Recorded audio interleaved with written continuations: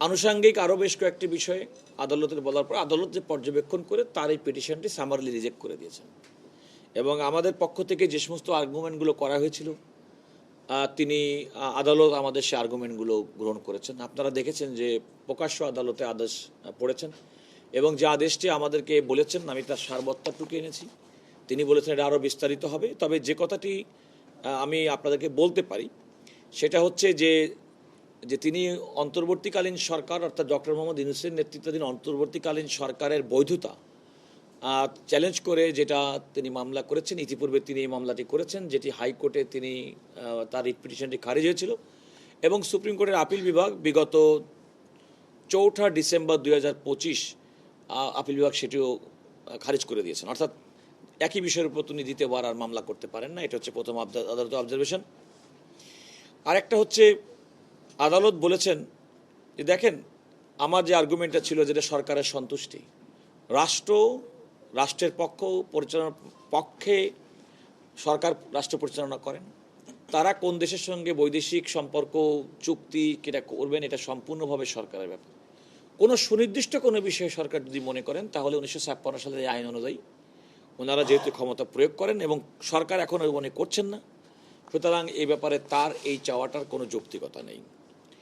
তৃতীয়ত বলেছেন যে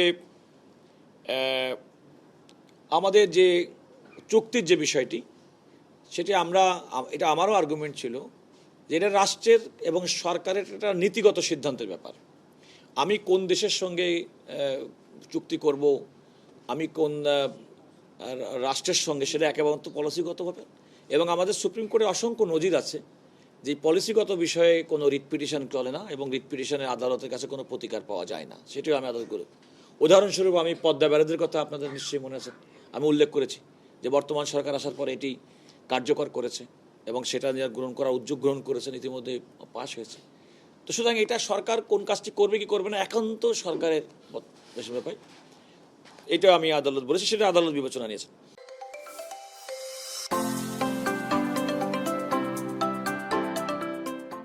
আদালত দুই একটা বিষয় পর্যবেক্ষণ করেছেন, সেটা খুবই গুরুত্বপূর্ণ।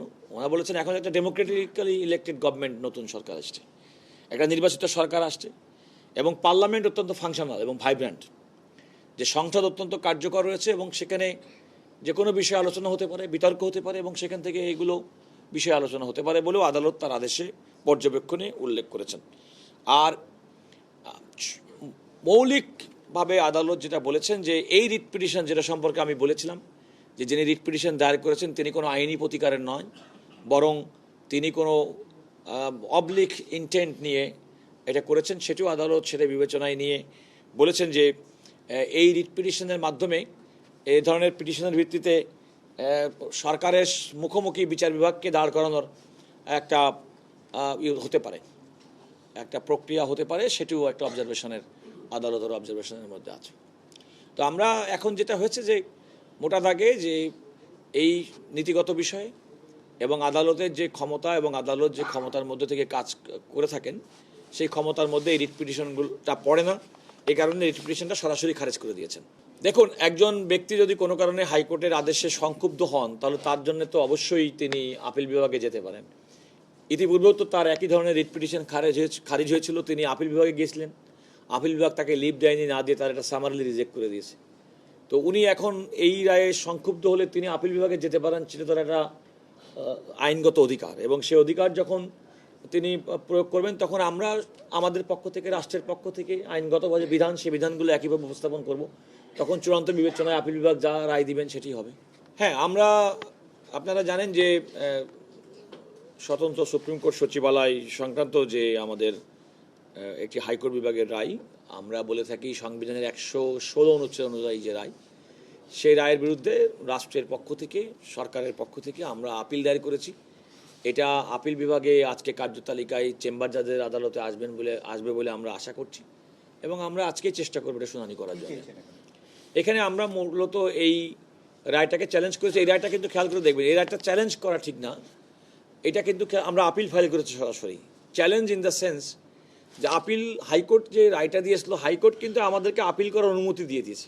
এটা নিয়ে আমি আরও বলেছি, হয়তো অন্যরকম আমাদের সংবিধানের 103 অনুচ্ছেদ অনুযায়ী যদি কোনো কারণে আপিল বিভাগে আপিল করতে হয় তাহলে তার স্তর কিন্তু প্রথমে লিভ টু আপিল করে তারপরে আপিল হয়।